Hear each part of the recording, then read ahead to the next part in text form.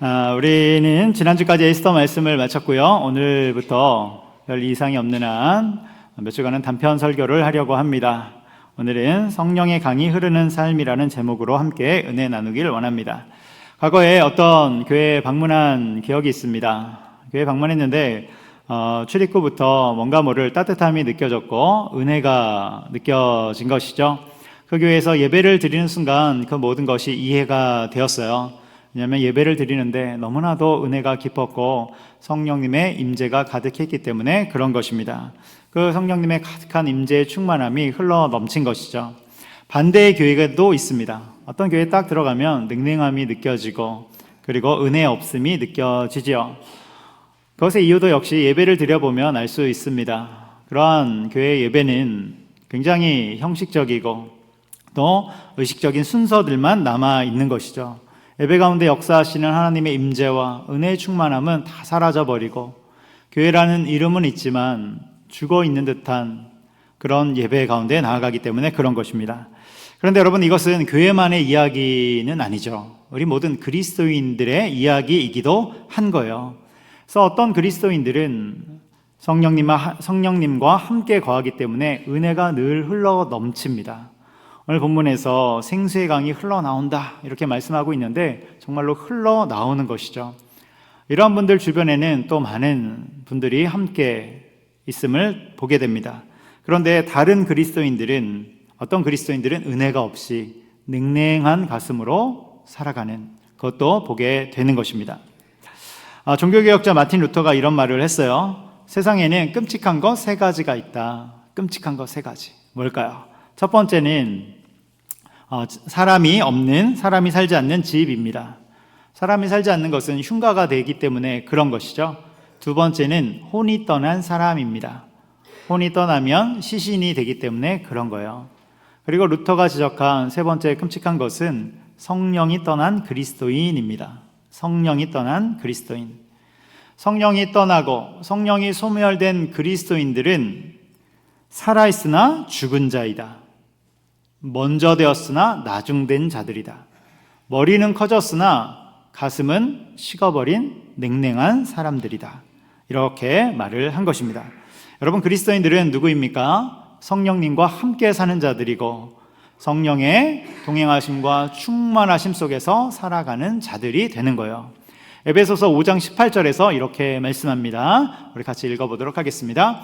술 취하지 말라. 이는 방탕한 것이니 오직 성령으로 충만함을 받으라. 아멘. 여기에 보면 성령의 충만함을 받으라. 여러분, 이 구절의 말씀은 부탁이나 권유가 아니라 명령임을 기억하시기 바랍니다. 성령의 충만함을 받으라, 선택의 말이 아니라 명령입니다. 요한복음 20장 22절에도 역시 같은 말씀이 나오죠. 읽어보도록 하겠습니다. 시작. 이 말씀을 하시고 그들을 향하여 숨을 내쉬며 이르시되 성령을 받으라. 아멘. 우리 예수님이 제자들에게 하시는 말씀입니다. 부활하신 후에 제자들을 찾아오셔서 성령을 받으라, 선택하라, 부탁한다, 그런 말씀이 아니라 명령하시는 거예요. 그렇게 성령님과 함께 살아가고 성령님의 충만함 속에 살아가는 것은 우리 그리스도인들이 해야 될 바가 되는 것입니다. 만약에 성령의 충만함이 없으면 어떻게 됩니까? 우리가 교회를 다닌다고 하면서도 폐잔병처럼 살아가게 되는 것입니다. 삶의 자리에서 아무런 힘과 능력 없이 그런 무늬만 그리스도인인 삶을 살아가게 되는 것이죠. 여러분, 우리는 지금 예배를 드리고 있습니다. 그런데 예배 한번 드리는 것에 만족하지 말기를 바랍니다. 예배 순서 잘 지킨 것으로 만족하지 말기를 바랍니다. 예배 가운데 운행하시는 성령님의 임재와 은혜의 강물을 여러분 기대하시고 맛보아 누리시기를 바랍니다. 이 자리 가운데도 우리 주님이 우리와 함께 하심을 기억하며 주님의 임재 가운데 여러분 전심으로 예배하시기를 바랍니다. 복음서에 나오는 제자들을 보면 너무나도 부족하죠. 그들은 형편이 없습니다. 모자라고 예수님께 짐이 되는 모습을 계속해서 보여줍니다. 그런데 사도행전으로 가면 완전히 다른 모습이지 않습니까? 그들은 담대하고 능력 가운데 행하는 모습을 보여줘요. 복음서에 나오는 제자와 사도행전에 나오는 사도들, 여기는 어떤 차이가 있을까? 마가복음 10장 32절에 보면 예수님이 이제 곧 십자가에 달려 죽으실 것을 예고하는 장면이 나옵니다. 정말로 십자가를 바로 눈앞에 둔 상황이죠. 여러분, 그 장면을 한번 생각해 보세요. 묵상해 보세요. 그 분위기, 예수님의 마음은 어떠셨을까? 내가 곧 십자가를 앞두고 있다. 이제 곧 달릴 텐데, 이 말씀을 하실 때 예수님의 마음은, 또 그 분위기는 굉장히 비장하고, 비장함을 넘어서 고귀하고 순결했을 것입니다. 거룩한 자리였을 거예요. 예수님이 비록 다른 말씀은 하지 않으셨지만, 내가 인간을 사랑하기에 기꺼이 그 길로 간다. 제자들 너희도 그 길로 따라오라. 이런 마음이셨을 것 같습니다. 그런데 예수님의 이 엄청난 말씀이 끝나자마자 제자들이 뭐라고 이야기합니까? 예수님이 이 말씀을 다 마치자마자 야고보와 요한이 예수님, 나중에 저를 주님의 우편에 국무총리로 삼아주소서, 제 동생은 좌편에 장관으로 삼아주소서. 여러분, 상황에 맞는 이야기를 해야 되는데 이 비장한 분위기 속에서 이런 말을 하고 있는 것이죠. 그렇다면 다른 제자들은 말려야 됩니다. 자중해라, 지금 그런 말 할 때가 아니다, 그래야 되는데 다른 제자들이 어떻게 합니까? 서로 화내면서 그게 왜 네 자리냐, 니네가 왜 그것을 맡아놨냐, 난장판이 되는 것이죠. 3년간 예수님을 따라다닌 제자들의 상태가 이런 것입니다. 베드로는 어떻습니까? 마가복음 14장으로 가면 예수님이 잡히시고 그날 밤 신문을 받으시죠. 그 신문을 받는 자리에 베드로가 몰래 따라가지 않습니까? 아마도 베드로는 예수님을 향한 그 사랑과 열정이 정말로 많았던 것 같아요. 그래서 따라간 것이죠. 그리고 호기심도 있었을 것입니다. 이제 예수님이 어떻게 되실까? 그런 호기심을 갖고 그 자리에 찾아간 것입니다. 그런데 그 자리에서 일생일대의 실패를 경험하지 않습니까? 무려 예수님을 3번이나 부정하는 그 일생일대의 실패를 경험하는 거예요. 여러분, 베드로가 누굽니까? 베드로, 예수님의 제자인데 수제자이죠. 그는 1번 제자예요. 1번 제자. 여러분, 1번 제자의 수준이 이 정도입니다.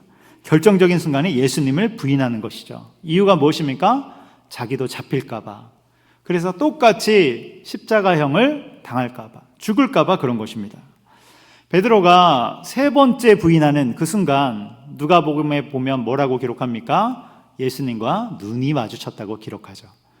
그러니까 예수님이 다 보는 그 상황 속에서 예수님을 부인하는 거예요. 나는 저 사람을 모릅니다. 나는 도무지 모릅니다. 여러분, 이런 인생이 어디 있습니까? 다 보고 있는데 그 앞에서 부인하는 이런 인생이 어디 있어요? 그런데 사도행전에 가면 완전히 바뀌는 것이죠. 그토록 두렵고 무서워서 벌벌 떨던 베드로가 이제는 길거리에 나와서 담대하게 복음을 전합니다. 예수님이 그리스도시다. 예수님이 메시아이시다. 예수님을 믿어야 구원이 이른다. 이렇게 담대하게 복음을 전파하는데, 그가 복음을 전파하는, 설교하는 내용도 보면 굉장히 직설적이에요.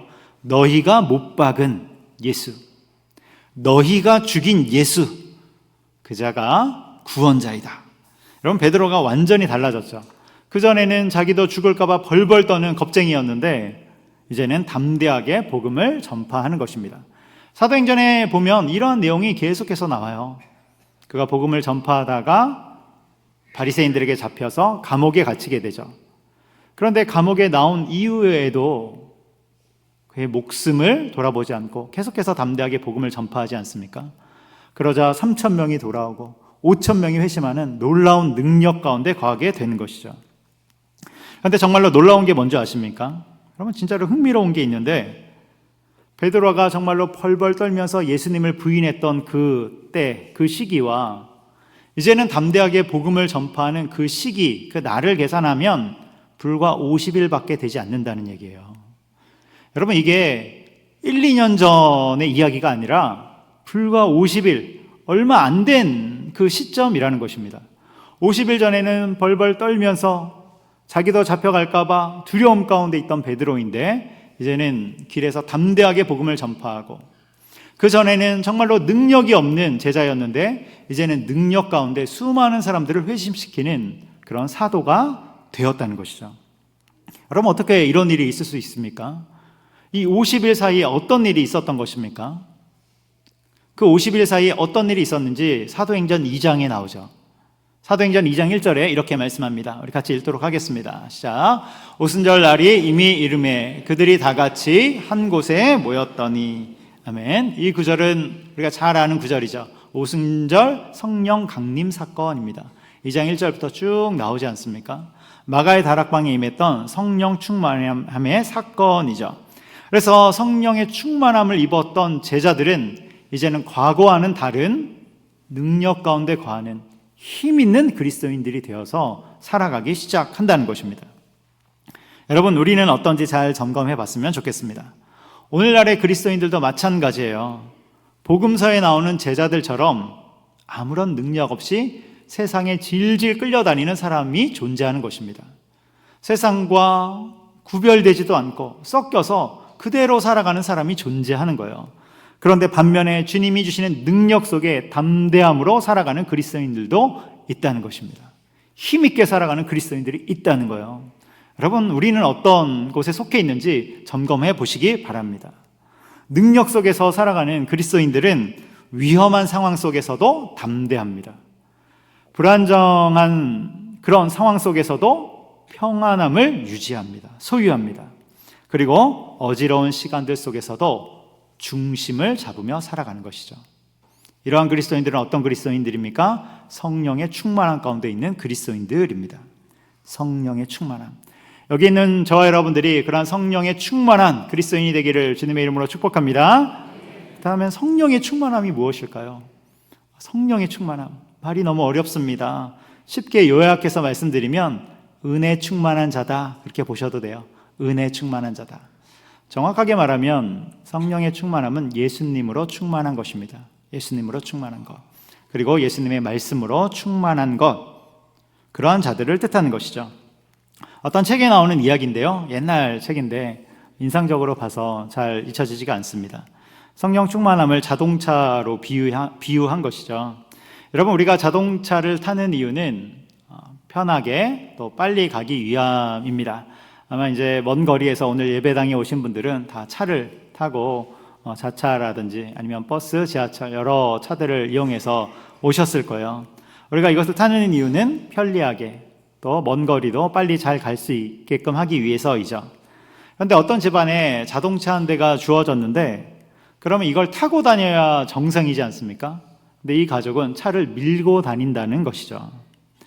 그런 사람들이 있다는 거예요. 이유가 뭔가 살펴봤더니 자동차에 기름이 떨어져서 밀고 다닌다는 것입니다. 여기서 기름이 떨어졌다는 것은 비유이죠. 성령의 충만함이 사라졌다는 것입니다. 성령의 동행하심이 사라졌다는 거예요. 여러분, 기름이 떨어졌다면 빨리 기름을 넣고 살아가야 되는데 그 순간부터 기름을 넣는 것이 아니라 밀고 다니는 안타까운 사람들이 존재한다는 거예요. 여러분, 성령의 충만함이 사라졌다면 다시금 하나님께 구하며 성령의 사람으로 살아가는 것입니다. 예배 시간 가운데, 말씀을 듣는 것 가운데 주님을 구하며 성령의 충만함 가운데 살아가는 것입니다. 성령님의 충만함이 사라졌다면 우리는 그렇게 간구하며 나아가는 거예요. 그런데 성령님 없이 살아가는 삶이 익숙하다 보니까 그들은 그럭저럭 살만하다고 생각하는 것입니다. 자동차도 밀다 보면 그럭저럭 잘 나간다고 이야기하는 거예요. 특별히 우리 가족은 힘이 세서 잘 밀립니다, 이렇게 이야기하면서 살아가는 것입니다. 여러분, 그런 게 아니죠. 갈라디아서 3장 3절에서 이렇게 말씀합니다. 우리 같이 읽도록 하겠습니다. 시작. 너희가 이같이 어리석으냐? 성령으로 시작하였다가 이제는 육체로 마치겠느냐? 아멘. 여러분, 성령의 충만함을 구하시기 바랍니다.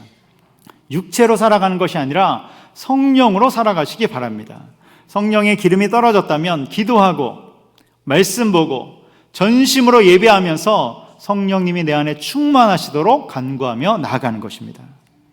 여러분, 성령님과 동행하고 함께 거하고 충만하게 살아가는 능력의 크리스찬 되기를 주님의 이름으로 축복합니다. 여기까지가 오늘 말씀의 첫 번째인 성령의 충만함을 받으라입니다.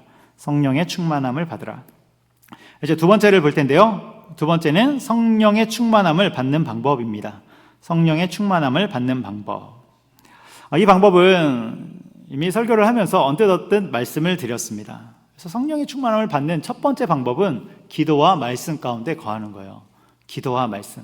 그 중에 기도의 부분을 말씀드리면 누가복음 11장 9절로 13절에 기도에 관해서 말씀이 나옵니다. 그 중에 누가복음 11장 9절과 13절만 한번 읽어보겠습니다. 우리 9절 같이 읽습니다. 내가 또 너희에게 이르노니 구하라 그리하면 너희에게 주실 것이요 찾으라 그리하면 찾아낼 것이요 문을 두드리라 그리하면 너희에게 열릴 것이니. 아멘. 구하라, 찾으라, 문을 두드리라, 주님께 간구하라는 거예요. 그럼 무엇을 간구할까? 이 본문의 결론 부분인 11장 13절에 이렇게 나옵니다. 제가 읽을게요. 너희가 악할지라도 좋은 것을 자식에게 줄 줄 알거든 하물며 너희 하늘 아버지께서 구하는 자에게 무엇을 주신대요? 성령을 주시지 않겠느냐. 할렐루야. 아멘. 우리가 구할 것은 성령님을 구하는 것입니다. 우리가 찾을 것은 성령님을 찾는 거예요. 우리가 문을 두드리며 간구할 것은 성령님을 간구하는 것입니다. 물론 구하라 찾으라 이 말씀은 우리의 기도 제목을 구하고 간구하는 그런 말씀으로 적용할 수도 있어요. 그러나 누가복음에 나오는 이 말씀에서 우리가 1번으로 구해야 할 것은 성령님입니다. 성령님. 성령의 충만함으로 살아가도록 간구하며 나아가는 것이죠. 여러분의 기도 제목은 어떤 것들이 있습니까? 특별히 여러분 1번 기도 제목이 무엇입니까? 가장 중요하게 생각하는 것, 가장 첫 번째 기도 제목 무엇입니까? 성령님을 구하시기 바랍니다. 성령의 충만함을 구하시기 바랍니다. 성령님 함께 동행하기 원합니다. 여러분 이 기도가 우리의 첫 번째 기도가 되기를 축복합니다.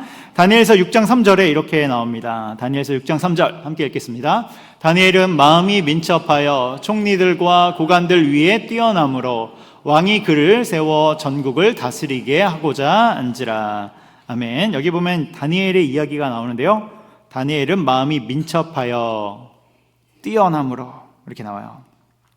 배경을 보면 이제 바벨론이 망하고 나라가 메대와 바사로 페르시아로 바뀐 상황입니다. 그런데 그때에도 총리 3명 중에 1명으로 다니엘이 택함을 받은 것이죠. 속해 있는 거예요. 그런데 그 총리 3명 중에 다니엘이 가장 탁월합니다. 가장 뛰어나요. 그 이유를 방금 읽었던 6장 3절에 나오는데 거기에 보면 다니엘은 마음이 민첩함으로 이렇게 나와요. 그가 마음이 민첩하기 때문에 가장 뛰어났다, 가장 탁월했다 이야기하는 것입니다. 그래서 이 민첩하다는 것이, 마음이 민첩한 것이 비결인데 이게 무슨 뜻일까? 원어로 살펴보면 민첩하다 이 부분을 원어로 보면 루아흐라는 단어가 나와요. 루아흐. 여러분 이 단어는 여기 계신 분들 중에 아마 아시는 분들이 있을 거예요. 구약 성경의 단어 중에 가장 유명한 단어 중에 하나이지 않습니까? 루아흐. 뜻은 영이죠. 영. 그리고 이것이 신약으로 오면 성령이 되는 것이죠. 그러니까 마음이 민첩했다는 말은 하나님의 영, 성령님을 의지했다는 것입니다. 성령을 의지했다는 거예요. 그래서 그는 뛰어난 삶, 탁월한 삶을 살아갔다는 것입니다. 성령님을 의지하고 성령님과 동행하고 성령님의 충만함 속에서 뛰어난 삶을, 능력 있는 크리스찬으로 살아갔다는 거예요. 여러분 다니엘이 바벨론 시절에도 탁월했습니다. 그가 느부갓네살 왕의 꿈을 해석해 주는 장면을 잘 알지 않습니까? 그때 나이가 10대 후반이에요. 그런데 이제 나라가 바뀌어서 메대와 바사의 그 나라에서 총리를 할 때에도 그때 나이를 보면 80대입니다. 80대. 그는 10대나 80대나 동일하게 성령님을 의지하며 살았던 인생입니다. 성령의 충만함 속에서 탁월함 가운데 살았던 인생이에요. 그렇다면 그는 어떻게 하나님의 영, 성령 안에 살았을까? 다니엘서 6장 10절에 그 이유가 나오죠. 우리 같이 읽겠습니다. 시작. 다니엘이 이 조서에 왕의 도장이 찍힌 것을 알고도 자기 집에 들어가서는 윗방에 올라가 예루살렘으로 향한 창문을 열고 전에 하던 대로 하루에 3번씩 무릎을 꿇고 기도하며 그의 하나님께 감사하였더라. 아멘. 여기 보면 하루에 3번씩 뭐 했다고 나와요? 기도했다. 어떤 청년들은 이걸 보면서 목사님 저는 하루에 3번씩 밥만 먹는데 다니엘은 기도를 하는군요. 이렇게 얘기하는 사람도 있었어요. 여러분, 하루에 3번씩 기도한 것이죠. 다니엘이 성령의 사람인 이유는 그가 기도하는 사람이기 때문에 그래요. 그런데 하루에 3번씩 무릎을 꿇고 기도하며 그 앞에 뭐라고 나옵니까? 전에 하던 대로. 그러니까 어쩌다 한번 기도한 것이 아니라 전에 하던 대로 습관을 따라서 항상 그는 기도했던 것입니다. 여러분, 여러분들은 전에 하던 대로 무엇을 하십니까? 습관을 따라 어떤 일을 하십니까? 항상 어떤 것을 하면서 살아가십니까?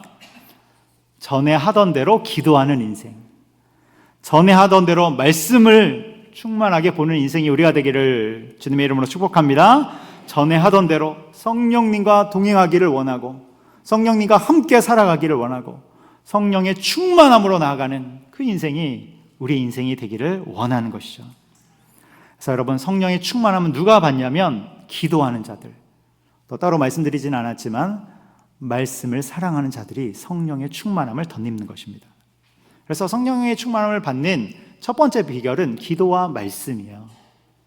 그리고 우리가 또 한 가지 놓치지 말아야 될 것이 있는데 그것은 순종입니다. 순종. 여러분, 누가 성령의 충만함을 받습니까? 순종하기를 원하는 자들이 받는 거예요. 하나님의 뜻에 따라 살기를 원하는 자들, 비록 때로는 넘어질 수 있을지라도 순종의 방향으로 가려는 자들, 그들이 성령의 충만함을 받는 것입니다. 여러분, 우리 인간이 선악과를 따먹은 이후에 순종이 불편해요. 순종하는 거 불편합니다. 다른 사람의 말을 따르는 거 불편하고 그것이 하나님의 말씀이라고 할지라도 본능적으로 우리는 불편함을 갖습니다. 그러나 신앙이 무엇입니까? 신앙은 나 자신을 포기하고 예수님으로 채우는 것입니다. 나를 부인하고 예수님으로 채우는 거예요. 여러분, 내 성질을 내려놓고 예수님의 성품으로 채우시기 바랍니다.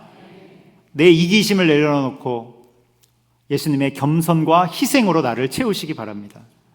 내 자아를 십자가 앞에 내려놓고 순종으로 채워나가시기를 바랍니다. 그럴 때 우리는 성령의 사람으로 살기 시작하는 것입니다. 주님, 우리가 그렇게 살겠습니다. 순종하며 살아가겠습니다. 그러한 자들이 성령의 충만함 가운데 거하고 성령의 충만함 가운데 거하는 자들의 결국이 무엇이냐면 내적인 결론이 나오는데 그것이 성령의 9가지 열매를 맺는 것입니다. 우리 갈라디아서 5장 22절로 23절을 읽어보도록 하겠습니다. 함께 읽겠습니다. 시작. 오직 성령의 열매는 사랑과 희락과 화평과 오래 참음과 자비와 양선과 충성과 온유와 절제니 이 같은 것을 금지할 법이 없느니라. 아멘. 성령의 충만함, 성령님과 함께 살아가는 사람들의 결과이죠. 내적인 결과가 이렇게 나타나는 것입니다. 여러분, 성령님과 동행함으로 말미암아 우리 인생 가운데 이러한 열매들이 맺혀지기를 소망합니다. 말씀의 결론을 맺으려고 합니다. 이제 말씀의 결론에 왔어요. 오늘 본문인 요한복음 7장 말씀은 이스라엘 사람들이 초막절 절기를 지내는 내용입니다. 그래서 요한복음 7장 37절에 보면 그 이야기가 나오는데 한번 띄워주시기 바랍니다. 여기에 보면 명절 끝날 이렇게 나오죠. 이 명절은 초막절이에요. 초막절 끝날에, 초막절은 이스라엘의 3대 절기로서 이스라엘 백성들이 광야 생활하던 것을 기념하는 절기이죠. 이 마지막 날에 일주일 동안 7일 또는 8일 동안 지내는데 이 마지막 날에 예수님이 말씀하신 거예요. 누구든지 목마르거든 내게로 와서 마시라. 당시 초막절을 보면 7일 동안 절기를 보내고 8일째 다 같이 모여서 하나님 앞에 예배를 드립니다. 그런데 7일 동안 이 하는 의식 중에 하나가, 중요한 의식 중에 하나가 있는데 그게 뭐냐면 매일 새벽녘에 제사장 한 사람이 탁 나타나요. 그러면 뒤에 행렬들이 쭉 서서 어디론가 갑니다. 어디로 가냐면 실로암 연못으로 가는 거예요. 거기에 가서 제사장이 황금 주전자에 물을 가득 담습니다. 그리고 성전으로 다시 돌아오죠. 그러면 또 행렬이 그 뒤를 쭉 따라옵니다. 제사장이 성전으로 이제 들어오면 아침 제사, 아침 예배가 시작되는데 황금 주전자에 가득 담긴 물을 서쪽 제단에 붓기 시작하는 거예요. 그러면 미리 준비되어 있던 찬양대가 찬송을 부릅니다. 여호와께 감사하라. 그는 선하시며 인자하심이 영원하미로다. 찬양하기 시작하면서 예배를 드리는 것입니다. 이게 뭘 하는 것이냐면 이것을 통해서 적절한 비를 주신 그 은혜, 우리로 이제 적용하면 우리의 삶을 인도해 주신 은혜가 되겠죠. 적절한 비를 주시고 풍성한 수확을 주신 하나님을 찬양하는 거예요. 그리고 광야에서 물을 내신 하나님을 기념하며 찬양하는 것입니다. 이러한 예배를 일주일 동안 계속합니다. 그러니까 초막절은 물과도 관련이 있는 그런 절기가 되는 것입니다. 이런 초막절 마지막 날 예수님이 말씀하시는 것이죠. 누구든지 목마르거든 실로암 연못이 아니라 내게로 와서 마시라. 무슨 뜻입니까? 예수님께로 오는 자들은 실로암에서 주는 물 정도가 아니라, 여러분 현대를 살아가는 우리 인생들 얼마나 갈급합니까? 그래서 이것도 찾고 저것도 찾고 끊임없이 찾아보지만 우리의 목마름을 해결하지 못하는 것이죠. 또 목말라요. 그 정도의 물이 아니라 영원히 목마르지 않는 생명의 물을 주겠노라. 할렐루야. 아멘. 이런 풍성한 삶을 선언하시는 것입니다. 그리고 그 풍성한 삶, 생명의 물은 바로 성령님을 가리키는 것이죠. 에스겔서 47장에 보면 성전에서 나오는 물이 점점 차지 않습니까? 발목을 지나서 무릎을 지나서 그 다음에 허리를 채우고 그 다음에 가득 채워서 흘러 넘치는 장면이 에스겔서 47장에 나온 것이죠. 무엇을 뜻하는 것입니까? 성령의 충만함을 말씀하는 것이죠. 여러분, 성령의 충만함이 우리 인생에 가득 차기를 우리는 소원하며 나가는 것입니다. 성령의 충만함을 구하시기 바랍니다. 그럴 때 그것이 우리 인생을 풍성하게 만들고 또 담대하게 만들어주고 평안함을 소유하게 만들어줍니다.